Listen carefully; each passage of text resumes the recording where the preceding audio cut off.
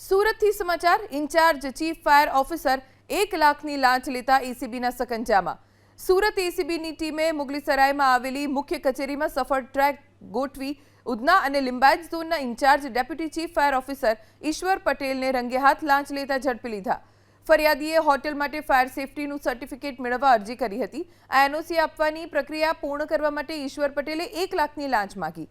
ફરિયાદી આ રકમ નહોતા આપવા માંગતા, જેથી તેમણે એસીબીનો સંપર્ક કર્યો અને એસીબીએ છટકું ગોઠવી ઈશ્વર પટેલને રંગે હાથ ઝડપી લીધા તેમની જ ચેમ્બરમાંથી। એસીબીએ ઈશ્વર પટેલ સામે સત્તાનો દુરુપયોગ કરી ભ્રષ્ટાચાર આચરવા બદલ કાયદેસરની કાર્યવાહી હાથ ધરી છે। સુરતથી સમાચાર ઇન્ચાર્જ ચીફ ફાયર ઓફિસર 1 લાખની લાંચ લેતા એસીબીના સકંજામાં। સુરત એસીબીની ટીમે મુગલીસરાયમાં આવેલી મુખ્ય કચેરીમાં સફળ ટ્રેક ગોઠવી ઉધના અને લિંબાયત ઝોનના incharge deputy chief fire officer Ishwar પટેલને રંગે હાથ લાંચ લેતા ઝડપી લીધા।